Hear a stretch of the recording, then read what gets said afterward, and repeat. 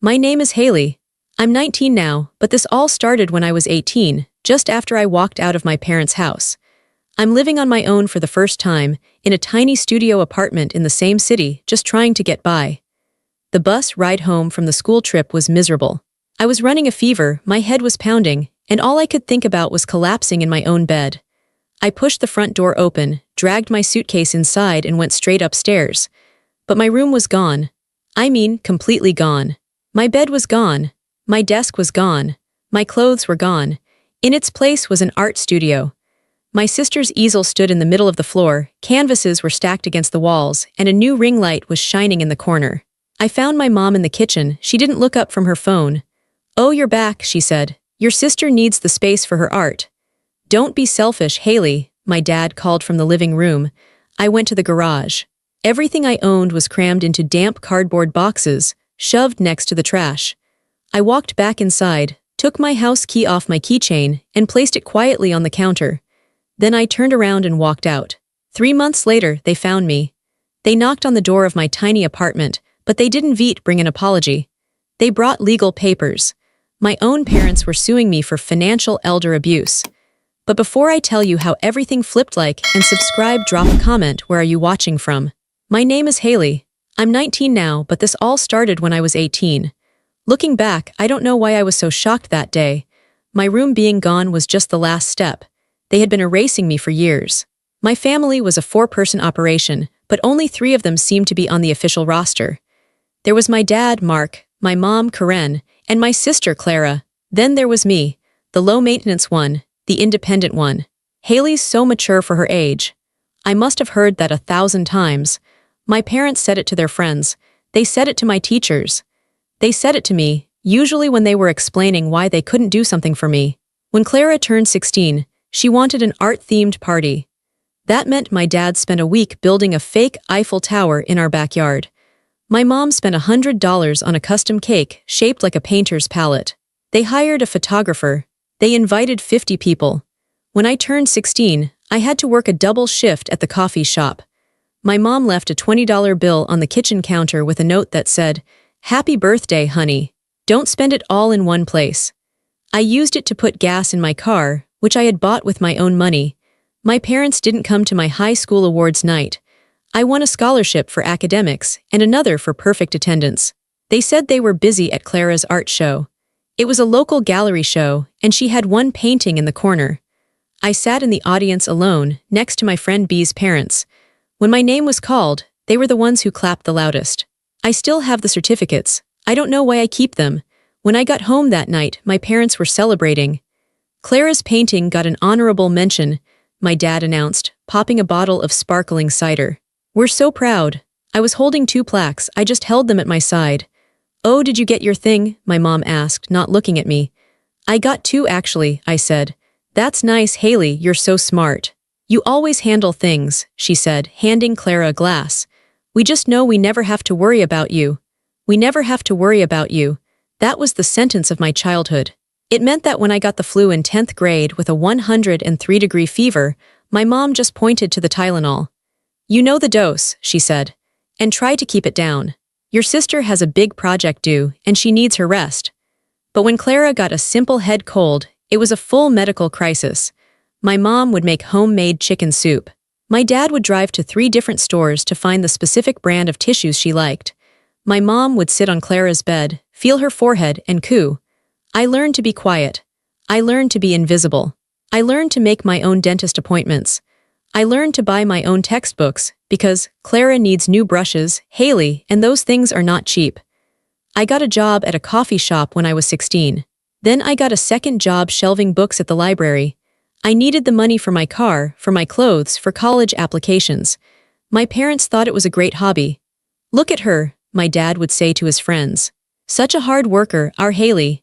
But when Clara wanted to focus on her portfolio, my parents paid for everything. Her car, her gas, her expensive art classes, her inspiration trips to the city. I remember one specific Saturday, I was exhausted. I had worked the 5 a.m. opening shift at the coffee shop, then went straight to the library for a 4-hour shift. I came home, and my feet were aching. My hands smelled like burnt coffee and old paper. Clara was in the kitchen, complaining. I just don't feel inspired, she was telling my mom. I think I need a new tablet. The pressure sensitivity on mine is just off. My mom was rubbing her shoulders. I know, sweetie, it's so hard when your tools betray you. We'll go to the art store tomorrow and get the best one, okay?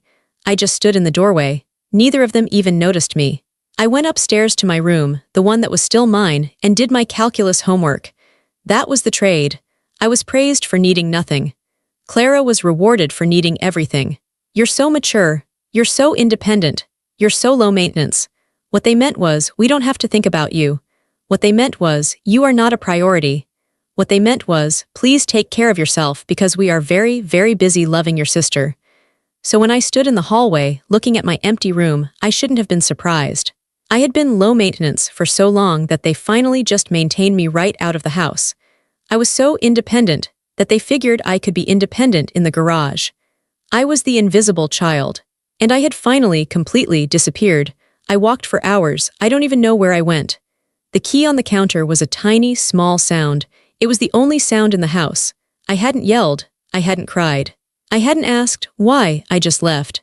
I walked down my street, past the park, past the library where I worked. I just kept my feet moving. The air was cold and I was still sick from the trip. My head was pounding, or maybe that was my heart. I couldn't tell. I didn't have my suitcase. I didn't have my wallet.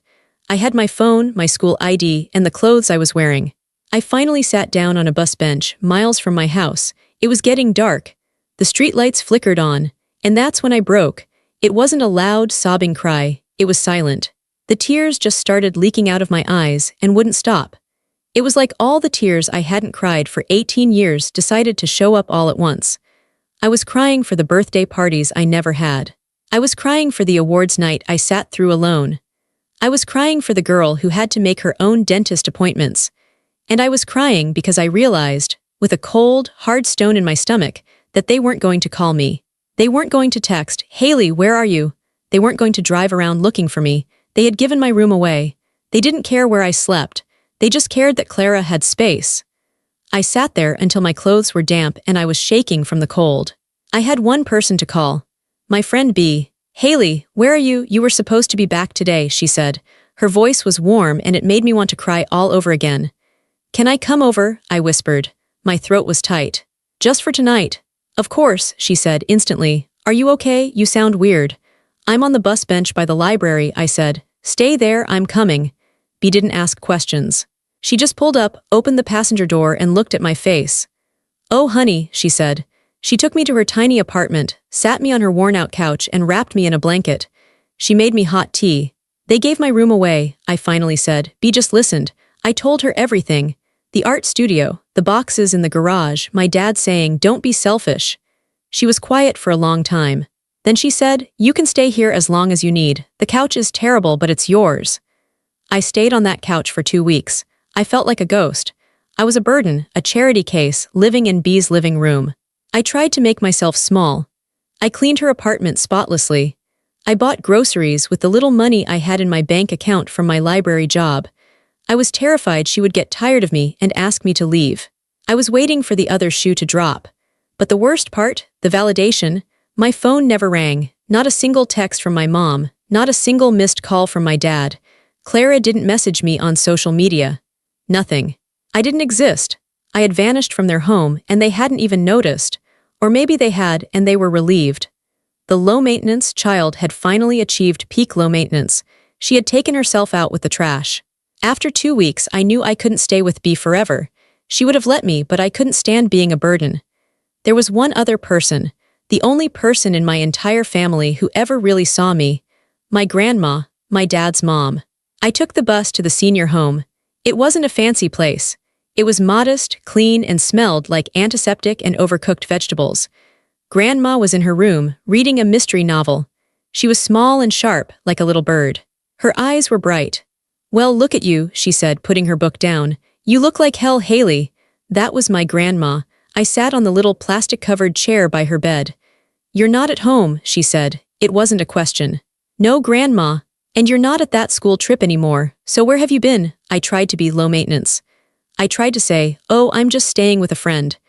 But I looked at her and her sharp, knowing eyes and I just broke. I told her everything, the school trip, The fever, the missing room, the art studio, the boxes, my dad's voice, my mom's shrug, the key on the counter.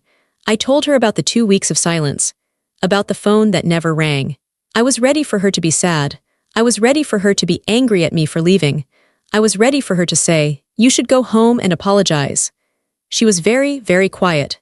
She stared at the wall for a long time. I was worried I had upset her. "Grandma," I whispered. She turned her head and looked at me. Her eyes were clear. She reached out her small, wrinkled hand and put it on my arm. "Good," she whispered. I stared at her. "Good, good," she said again, stronger this time. "You're finally out, it took you long enough." I didn't understand. "Grandma, what are you talking about?" "I've been in this place for 2 years," she said, her voice low and sharp. "Do you know how many times your father and mother have visited me?" 4, twice on my birthday, twice on Christmas, and they stayed for exactly 30 minutes each time. "But they said," I started. "I know what they said," she snapped. "They said I was happier here. They told the family I wanted to downsize. Your father, my son, told me this was a financial necessity after a bad investment. He's been bad at investing his entire life." She pushed herself up a little higher on her pillows. "I'm not stupid, Haley. I just got old, and I've been watching them. I watched how they treated you, how they paraded Clara around like a prize pig, and how they treated you like the help." Hush," she said. "I've been watching you too. I watched you get 2 jobs. I watched you buy your own car. I watched you win those awards and walk in that house, and I saw your face, Haley. I saw how invisible you felt." She pointed to the little locked nightstand next to her bed. "My keys, in the top drawer of the dresser. I got them for her." My hands were shaking. She unlocked the drawer and pulled something out. It was a thick brown manila envelope worn at the edges. It looked old. She held it out to me. "What is this?" I asked. "It's your out," she said. "I started it 5 years ago. I've been putting money aside just a little at a time for years, long before your father put me in this waiting room for death." I just stared at the envelope. "Go on, take it," she insisted. I opened the flap. Inside there were papers. Legal papers, a bank book, a set of keys, and a letter addressed to me in her shaky handwriting. "Grandma, I can't," I whispered. It felt wrong. It felt like stealing. "This is your money." "What am I going to do with it?" she said, gesturing around the tiny beige room. "Buy a new brand of terrible pudding. This isn't for me, Haley. This is for you. I've been preparing this for years. A safety plan." I pulled out the bank book. The balance made my head spin. It wasn't millions, but it was more money than I had ever seen. It was enough. How? Your grandfather, God rest his soul, was a careful man. "And so am I," she said. "I'm not losing anything, Haley. I'm investing. I'm investing in the only person in that family who has a damn bit of sense. I'm giving you what the world refused to give you." A start. I was crying again, but these were different tears. They were tears of, I don't even know, shock, gratitude. "There's a lawyer," she said, pointing to a business card in the envelope. "Mr. Cohen, his number is in there. I've already spoken to him. He's been managing this. He knows you. He's expecting you." The papers were legal documents drawn up by Mr. Cohen. It was a trust. A small preparation fund, as the outline called it, that I could access now that I was 18. I tried to refuse again. "Grandma, they'll be so angry." "Let them be angry," she said. Her voice was pure steel. "They took my house. They took my freedom. They are not taking my money. And they are not taking you." She gripped my hand. Her skin was like paper, but her grip was strong. "You will take this. You will call Mr. Cohen. You will find a small, safe place to live. And you will not tell a single soul, especially not your parents. Do you understand me?" "Yes, Grandma," I said. "Good, now give me a hug. You still feel too skinny." I met Mr. Cohen the next day. He was a kind, older man in a small, tidy office. He explained everything. The fund was set up to pay for my living expenses and my education.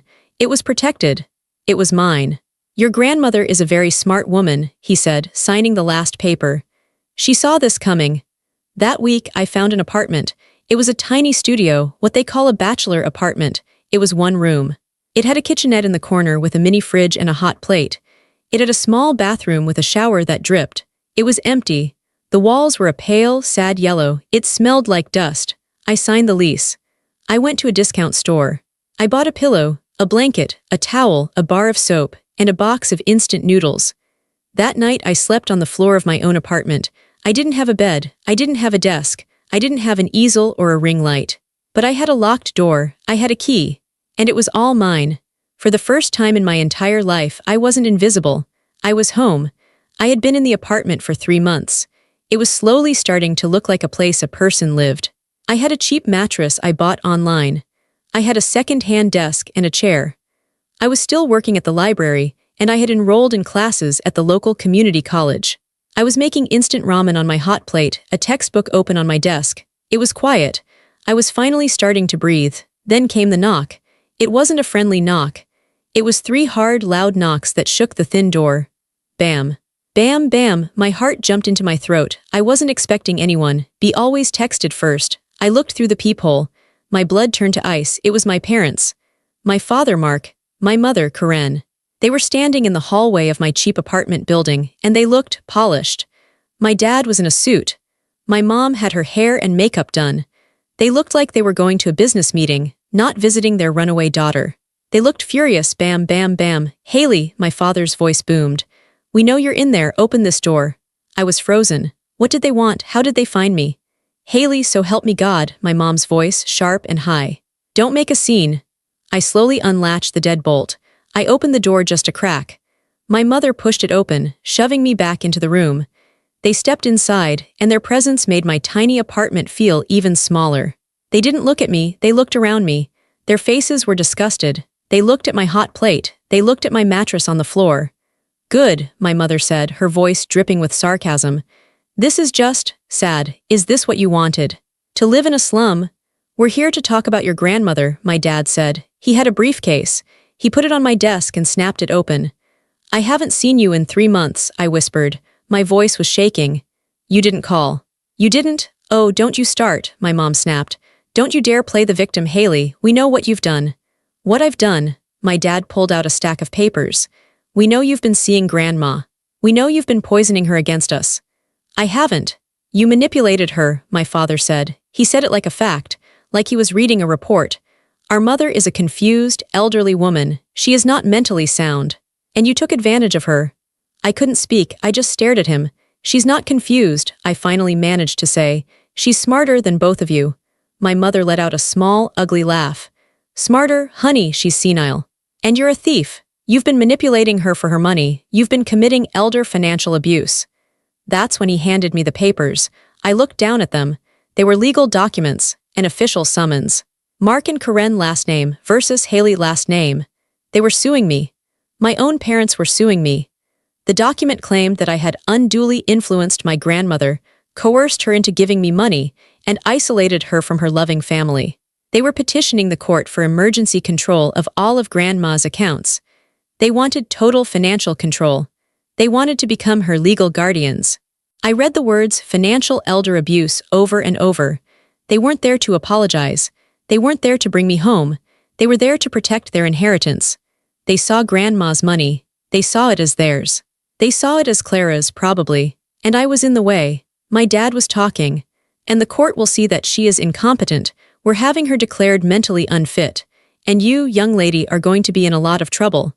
They had it all rehearsed. The suits, the briefcase, the official papers. This was an attack. And then something inside me snapped. I started to laugh. It wasn't a happy laugh. It was a dry, empty, scraping sound. It was the sound of the last, tiniest thread of hope I ever had about them just turning to dust. It was the laugh of a person who has finally seen the absolute, total, ridiculous truth. My parents stopped. They stared at me. Their rehearsed anger turned into confusion. What is so funny? My mother demanded. You're ruining our family. No, I said, still laughing, but the tears were starting to come now. Hot, angry tears. No, you're wrong.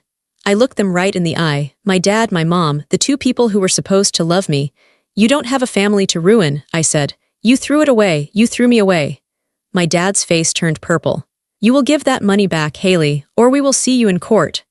I'll see you in court, I said. My voice was suddenly steady. It was cold. They looked shocked. They expected me to cry, to beg, to give in. I was the low-maintenance daughter. I was supposed to be easy. My mother grabbed my father's arm. Mark, let's go. She's hysterical. She's not well. They turned and walked out. My mother gave me one last look over her shoulder. You've always been a selfish, jealous girl, she said. The door slammed shut.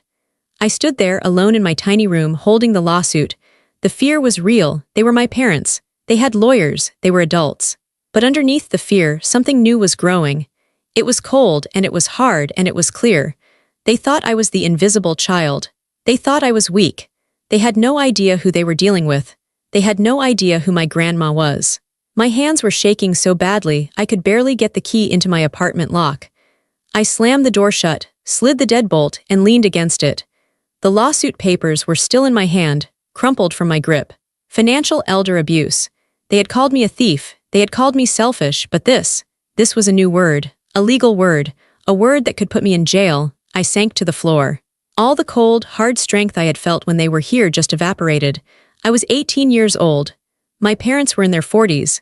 They had money. They had nice suits. They had a lawyer who wasn't in a small, tidy office. What chance did I have?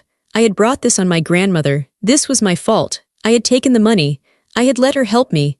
I had dragged her into my mess. I cried. I cried for a long time on the floor of my little hallway. But I knew I couldn't just sit there. I had to go to the two people who were on my side. Mr. Cohen and my grandma. I called Mr. Cohen first. His office was closed. I left a message, my voice small and shaky. Mr. Cohen, it's Haley, my parents. They came to my apartment. They're suing me, they're suing us, they say I'm abusing grandma, please call me back. I couldn't wait, I had to see her. I took the long bus ride to her senior home. The whole way my stomach was in knots. How could I tell her? How could I tell this woman, who had already lost so much, that her own son was now trying to have her declared insane? All because she was kind to me. When I got to her room, she was watching a game show. Well, you look like you've seen a ghost, she said, clicking the TV off with the remote. What's wrong? You're pale. I just held out the papers. I couldn't speak. She put on her reading glasses, which she hated, and took them from me. I watched her face. I expected her to look scared. I expected her to look hurt. She didn't. Her face got very, very still. She read every word. She read the accusations from her son, my father. She read my mother's name. She read the part about me, Haley, unduly influencing her. She read the part about her being confused and not mentally sound. She finished the last page, put the papers neatly on her lap, and took off her glasses. She looked at me. That ungrateful, greedy, spoiled brat of a son, she said. Her voice was pure ice. Grandma, I'm so sorry, I whispered, the tears starting again. This is my fault. I'll give the money back. You will do no such thing, she snapped. It was the loudest I had ever heard her speak. She sat up straight, and suddenly she didn't look like a small, frail old woman. She looked like a general. You didn't do this, Haley, she said. I did. This was my plan. This was my money. And this is their greed. They just showed their whole hand, the fools. She pointed to her closet. Get me my good shoes, she said. What? Grandma, it's late. I don't care what time it is. Get me my good shoes, the black ones, and get me my purse. Then you're going to call that nice Mr. Cohen and tell him we are meeting him tomorrow morning. And first thing before that, we are going to my doctor. The doctor? Yes, the doctor, she said. If my son wants to say I'm confused, I'm going to get a professional opinion that says he's a moron. I'm going to get a full cognitive evaluation. We are going to shut this down before it even starts. She was on fire. The fear was gone, and in its place was this new, strange hope. My grandma wasn't a victim. She was a fighter. The next morning was a whirlwind. Mr. Cohen called me back at 8 a.m. I got your message, Haley, he said. He sounded calm. Don't you worry, your grandmother is a very smart woman and I am a very good lawyer.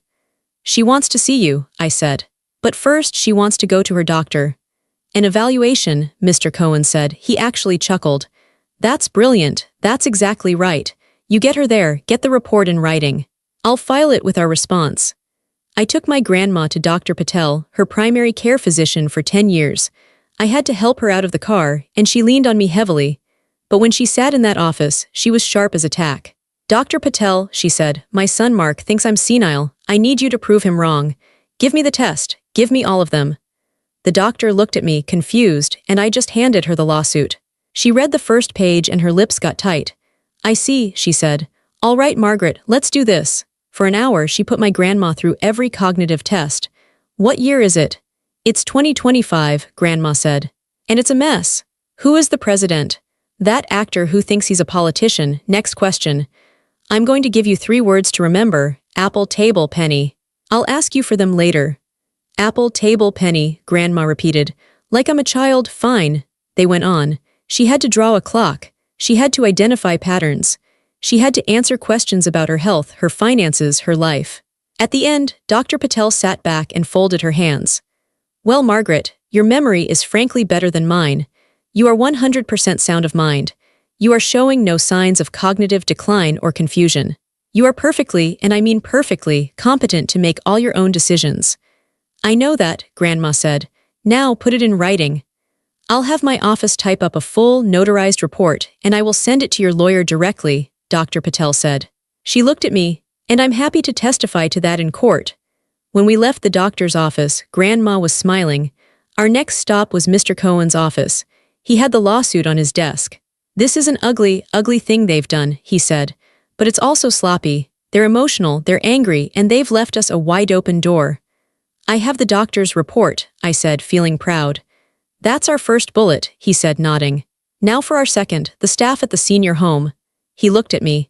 "Haley, they know you, they know your grandmother, and they know your parents. I'm going to call them and ask for affidavits.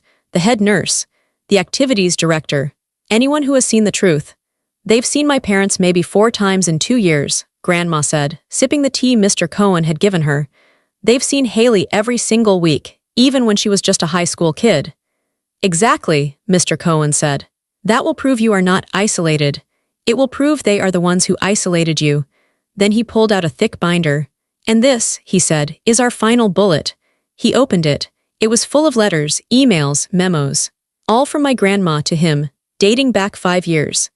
"As you can see," he said, "your grandmother and I began planning this preparation fund, as she called it, 5 years ago, long before she was in any home. Long before any of this." He pointed to a letter. It was from my grandma. "My son Mark is irresponsible with money," it said. "I am worried about my granddaughter, Haley. She is the only one who sees me. I want to set something aside for her, a safety plan, in case they ever—" I couldn't read the rest. "This document," Mr. Cohen said, "proves that this was not undue influence. This was not a confused, old woman being manipulated. This was a loving, careful, and planned gift from a grandmother who saw this storm coming a mile away." I looked at my grandma. She was watching me. "We are not the victims here, Haley," Mr. Cohen said, closing the binder. "We are the defense, and we are going to win." I finally understood. I had been walking around my whole life thinking I was the invisible, low-maintenance, quiet one. I thought I was the problem. But in this office, it all became clear.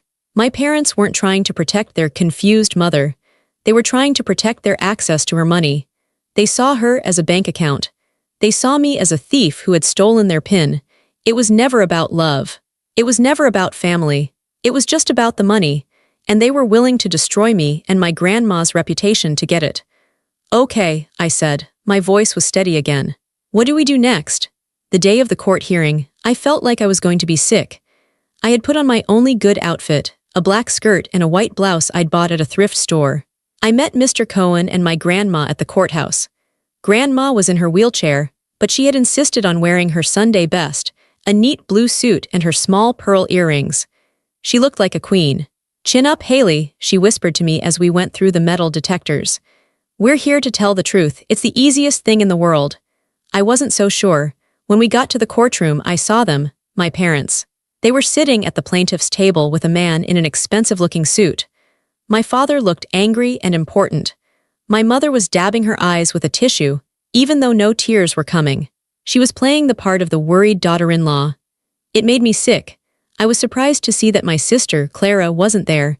Of course she wasn't. She was the star. Stars don't have to show up for the ugly parts. She was probably in her new studio, my old room, waiting for my parents to come home with the money she needed for more art supplies. We sat down at the defense table. The room was quiet.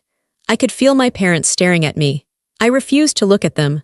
"All rise," the bailiff said. The judge came in. She was an older woman with sharp eyes, just like my grandma's. She looked tired. She looked like she didn't have time for nonsense. She read the case file. Mark and Karen last name versus Haley last name and Margaret last name. She looked over her glasses at us. "This is a petition for an emergency guardianship based on claims of elder financial abuse and mental incompetence." She looked at my parents' lawyer. "You're the petitioner, begin." For 20 minutes their lawyer talked.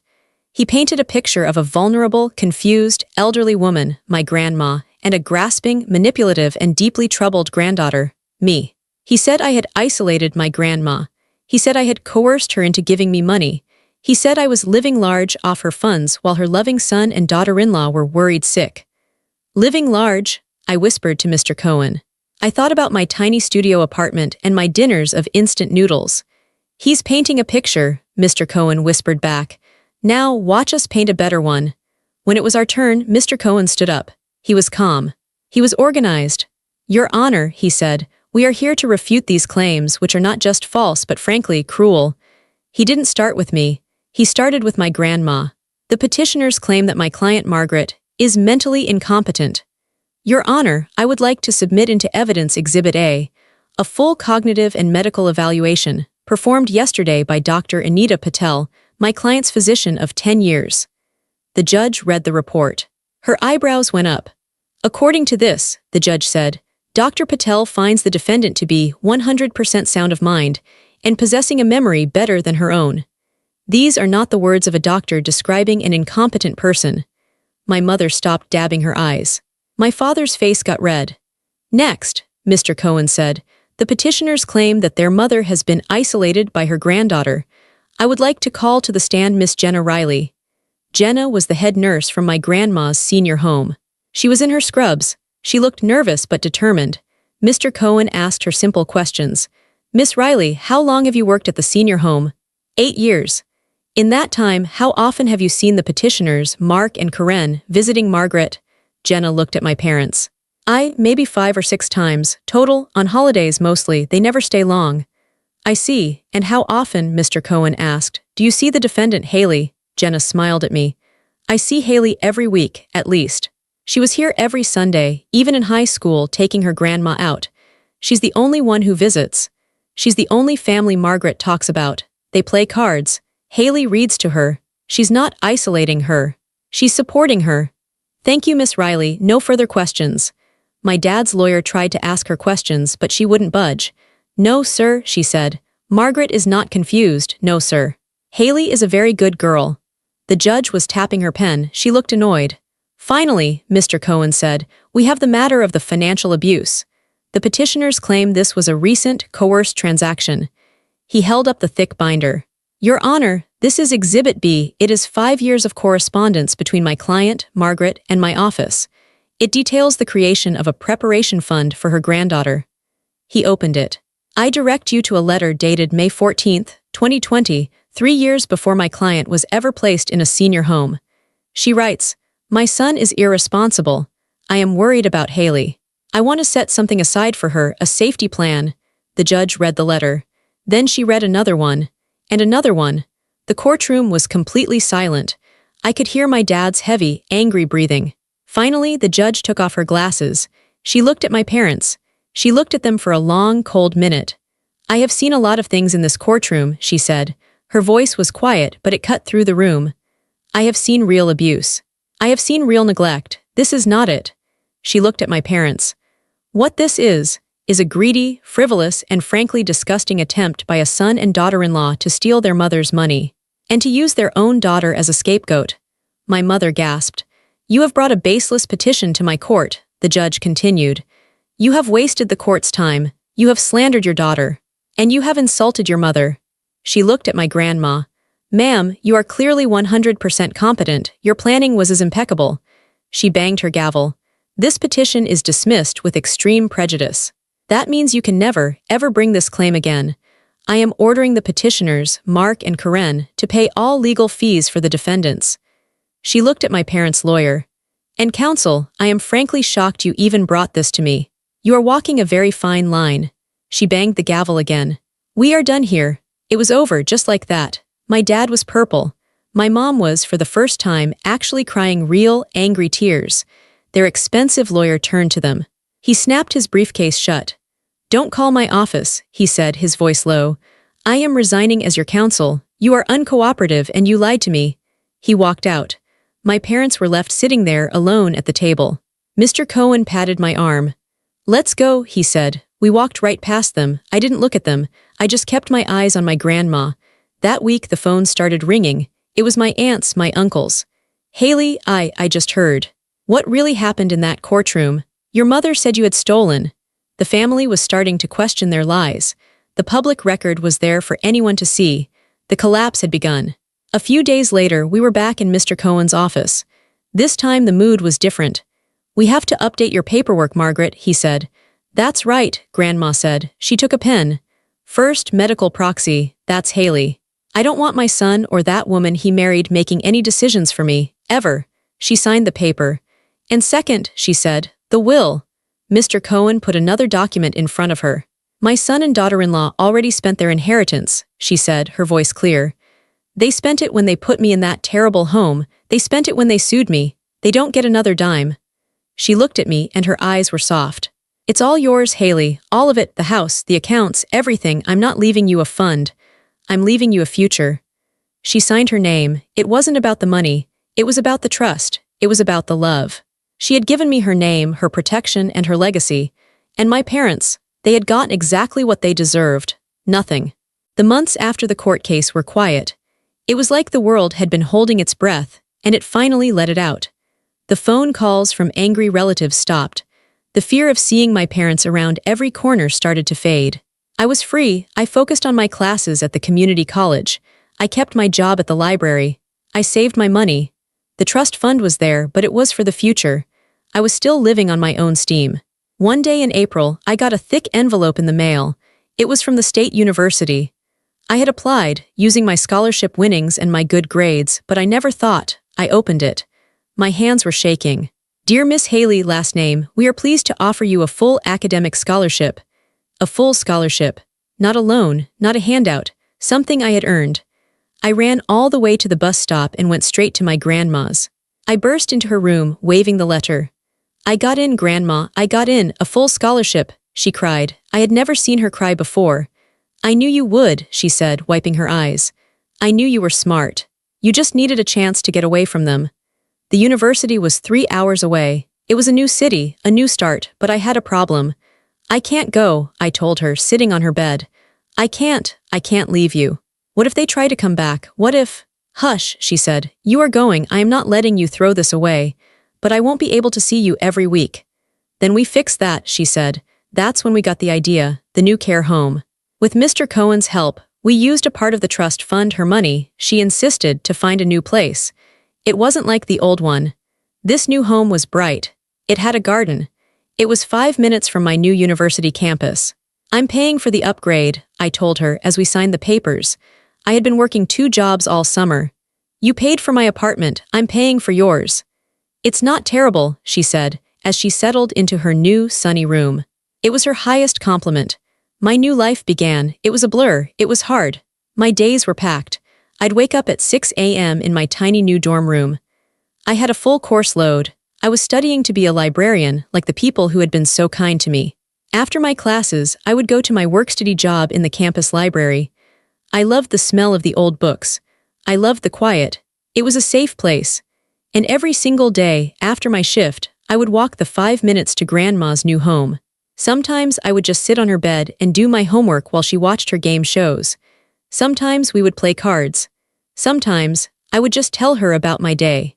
This boy in my history class, I'd say, he tried to explain the reading to me. I had to tell him I did the reading and he was wrong. Good, she'd cackle. Don't let these men push you around. I was healing. The nightmares about my parents showing up at my door started to stop. I was building a life that was so full, so busy, that there was no room for them in it. I wasn't just surviving, I was living. The years went by.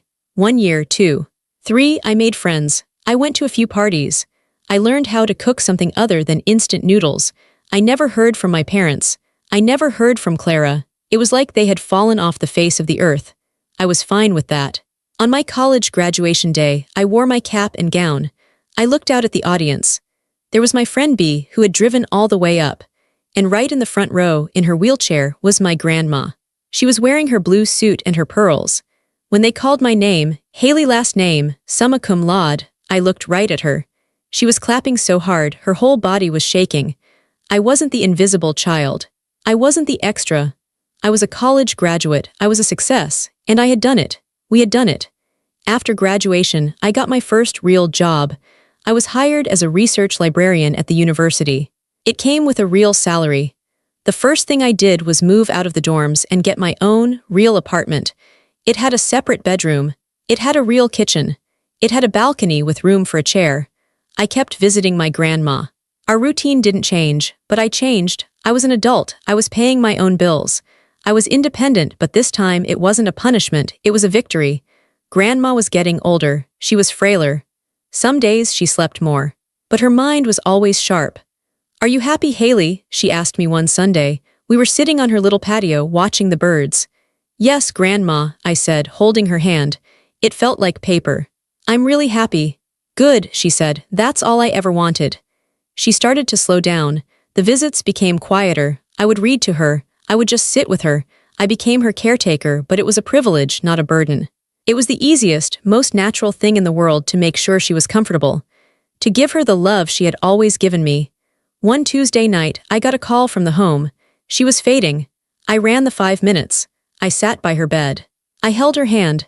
"It's okay, Grandma," I whispered. "I'm here, I'm safe, you did it, you can rest." She squeezed my hand, just a tiny bit. "You're okay," she whispered, her eyes closed. "My girl.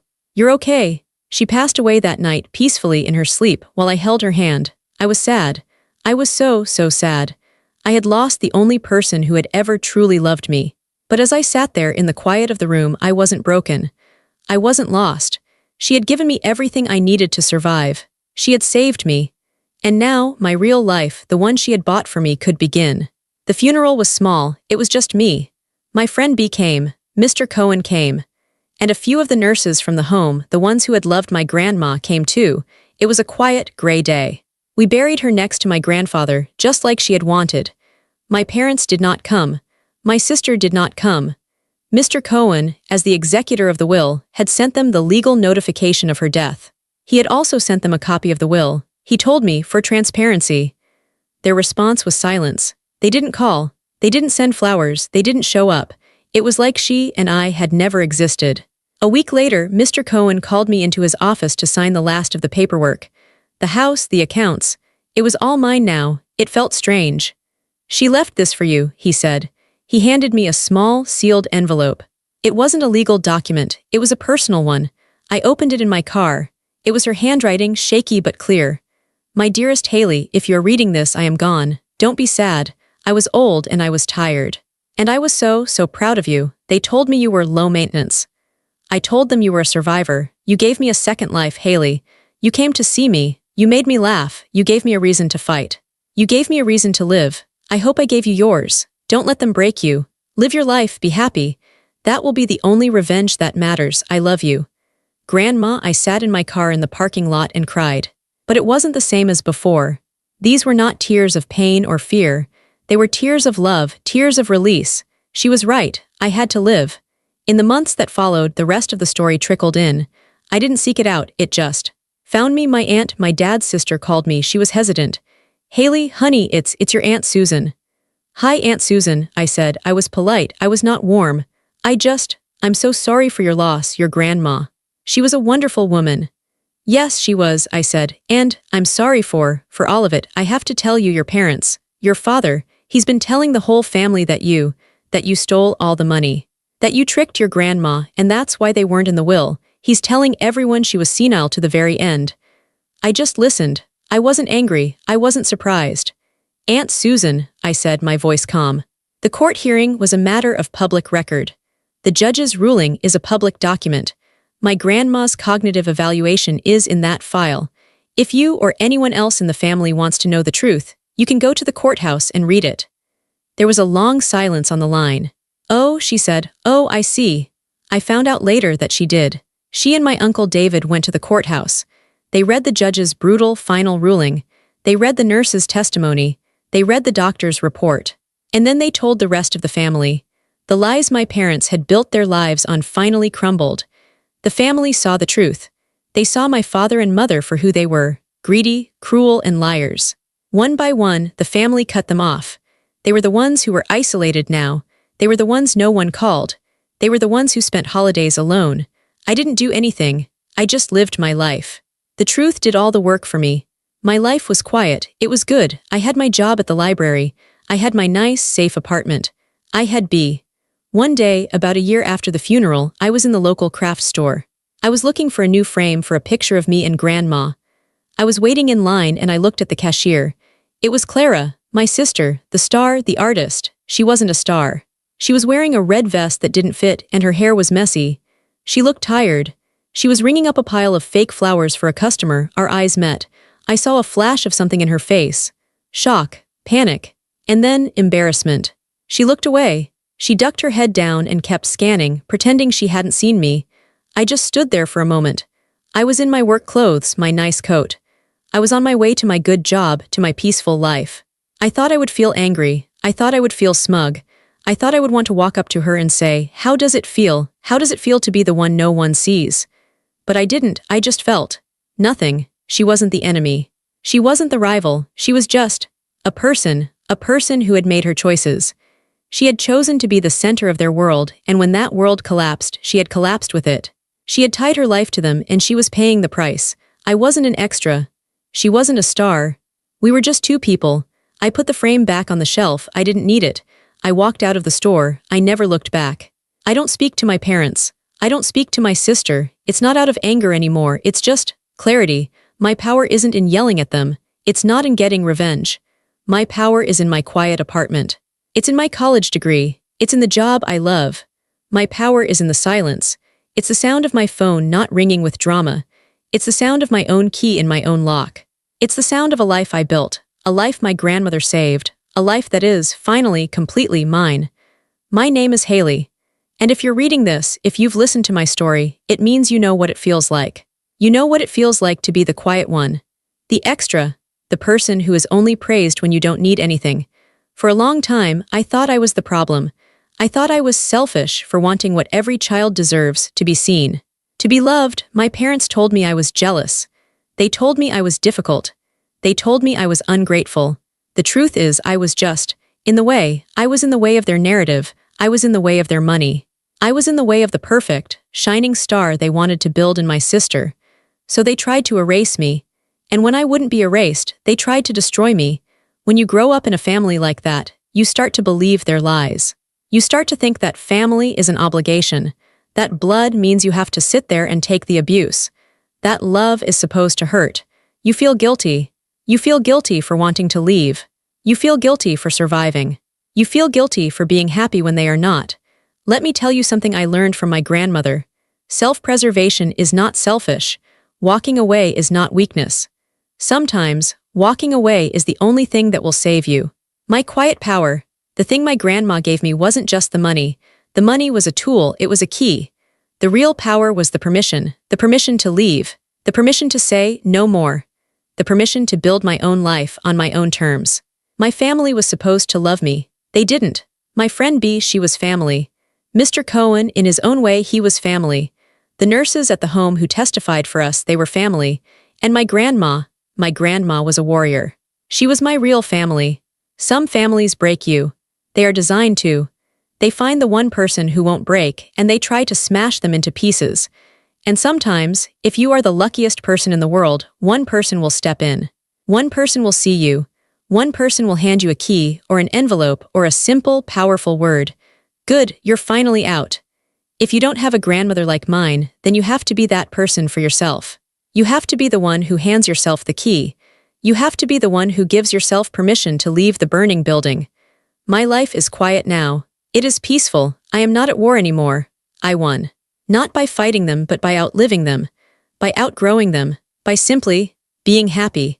If you have ever had to walk away from the people who were supposed to love you, you are not alone.